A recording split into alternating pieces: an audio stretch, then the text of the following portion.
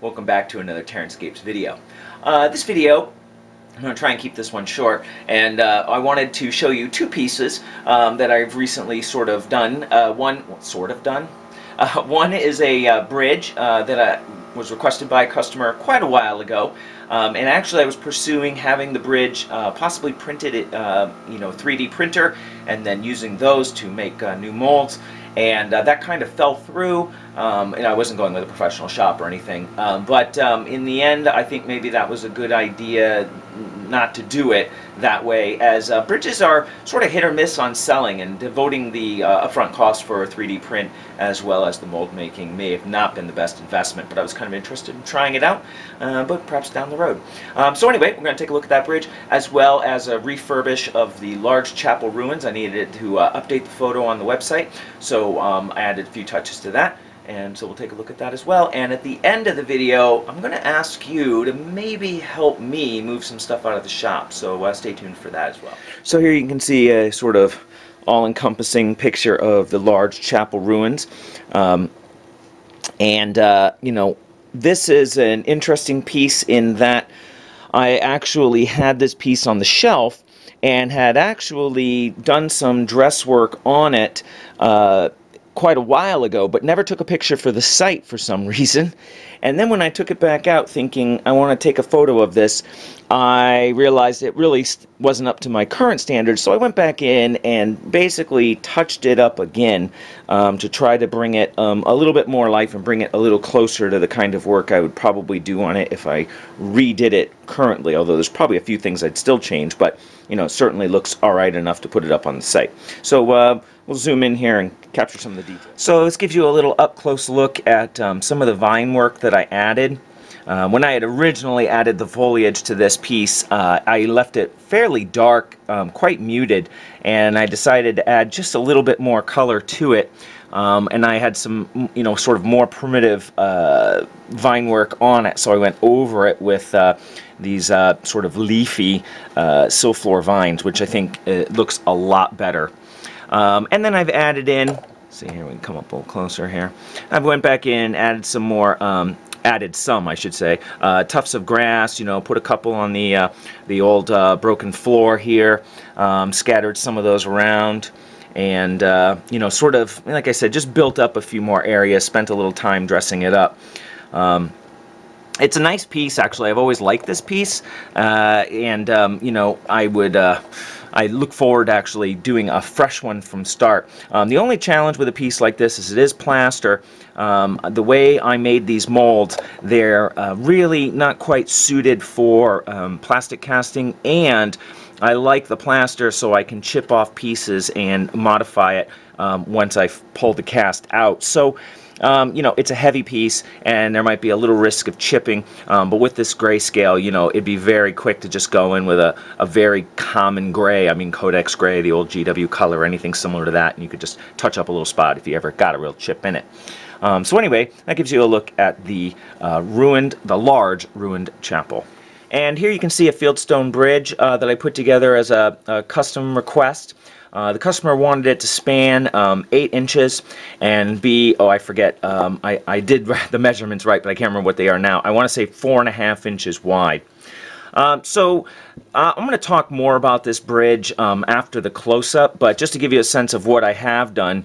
So I hand carved in all of the fieldstone work, then I textured them, then I painted them, hand scored in the arch bricks and the top plates here. Of course, did both sides. And then I put in a deck using a styrene cobblestone pattern. After I had carved these sides, I could not envision myself hand carving the deck. So I decided to go with the styrene. But one of the nice things about that is it just changed the look quite a bit from the walls. So you get this sense that, these were constructed, a very different kind of stonework was laid down here, and I think that contrast actually works pretty well. I tried to keep this relatively simple, as the customer, I originally quoted a very low price for the bridge, and so I didn't do a lot of extra work on it, and as it is, this took quite a while. Again, we'll talk about that after the close-up. But this gives you a chance anyway to see the bridge and actually, whoa, And maybe you'd like to just see a little of that texture up close. And that gives you a little sense of how the individual stones came out. And actually, it took a better texture than I expected. Once I started texturing it, I was kind of skeptical about how it was going to come out. And one of the things I noticed was that, and I think it's going to show on the video, that it's varying depths on the stones, you know, produced some different darkenings. Some of the stones are darker gray than others, a little more shadowed, and actually that gives it a little bit of a mottled appearance. It's a little more pronounced on this side, and I really liked that. Is it sort of gives the impression of different stones being put in rather than having to pick out all the stones individually. So that was kind of a nice surprise when I was done. And anyway, there you go. There is an 8-inch by 4.5-inch wide fieldstone bridge. Oh, and I forgot to mention, this is all constructed out of extruded polystyrene, you know, pink foam, which is something I have not done like this in quite a while. So it was kind of an interesting refresher on building structures entirely from pink foam.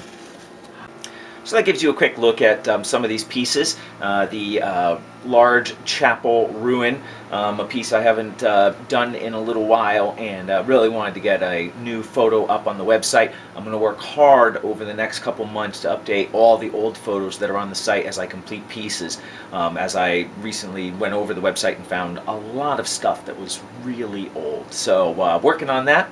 The bridge, a chance to do some hand foam carving that I haven't done in quite a while, and it was an interesting exercise because it took quite a while, you know, just to do all those little cobblestone in the walls. You know, when I originally bid this, I bid it pretty low, and thinking it would just take me an hour and a half, you know, something to bang it out, a basic bridge like you see. And no, it took me quite a bit longer than that, and so that hand carving takes more time than I expected. I haven't done a large piece quite like this, a lot of that hand carving, I should say. And it reminded me of DreamSpiritWar. If you have not seen their YouTube channel, you might want to check it out. They recently did a display board that really was really impressive, and it had this large wall of hand-carved bricks in the back that just looked fantastic. But the amount of time that took is staggering. When I think about how long it took me to do this bridge. So it's not easy work. I mean, it's not difficult to do the line. It's just the patience and the uniformity over the entire piece that's the challenge. As you may recall, I built several game tables for my Warhammer club that I'm part of, and we had a Warhammer gaming day here. And I packaged all those tables up as complete sets and for sale, and they've been up on the clearance page. And I'm not entirely surprised that some of them haven't sold yet, as they are a little bit of a higher price ticket item, you know, and I really wanted to keep them all together, because if I break them up to sell them, some piece out of that set isn't going to sell, and then it's going to sit on the shelf, and it'll end up kind of like the ruined chapel, where I look at it 2 years down the road and I say, oh God, I need to dress that up more, or it doesn't match any of the work I'm currently doing, or, right, something like that. So I want to keep them all boxed up together, and I figured I might need a little more exposure to find, you know, the right customer for these kinds of sets. So I thought about doing you can tell I'm hesitant, doing a proposal that I'd offer a finder's fee for anybody who finds a customer that purchases any of the 3 sets that are still up on the 2 sets, 3 sets. 3, I think, that are up on the custom work, the clearance sale page. So here's what I thought I would do. I would offer anybody who purchases one of those sets 10% discount straight up, and anybody who refers somebody to the page who then purchases it, the referrer person, I'll give 5% of the final sale. So think of it as like a finder's fee. If you know somebody who might be a good customer for these tables, or perhaps you're in a gaming club and maybe the gaming club is looking for a big set of tables, big set of terrain, I should say, then think of this as a way to potentially get a 15% discount, right? If you refer another member of your club and you guys all pool together and buy it, then I cut 10% off and send 5% to the person who referred. So so let's I don't know, we'll give that a try. And I guess my main fear is I don't want people going out and like hounding people or spamming, you know, forums with like, you know, post after post. Oh, buy this, I'll get, you know, that's not what I'm looking for. Please don't embarrass me.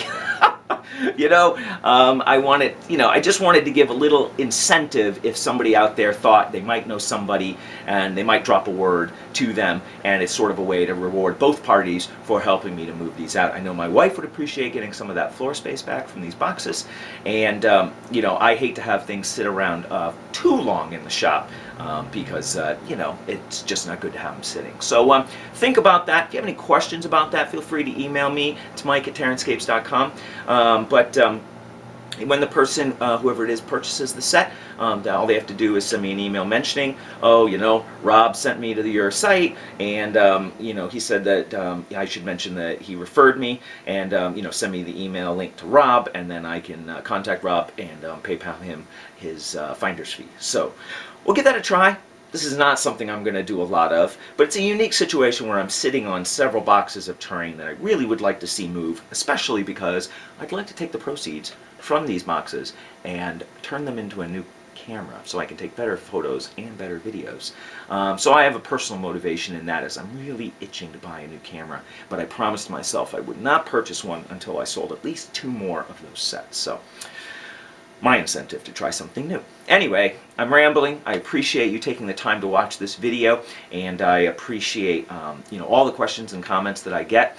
Stay tuned to the channel. I have 2 more videos I'm going to shoot very shortly, question and answer segment and an update on another project. So hopefully you'll come back and join me for those videos down the road.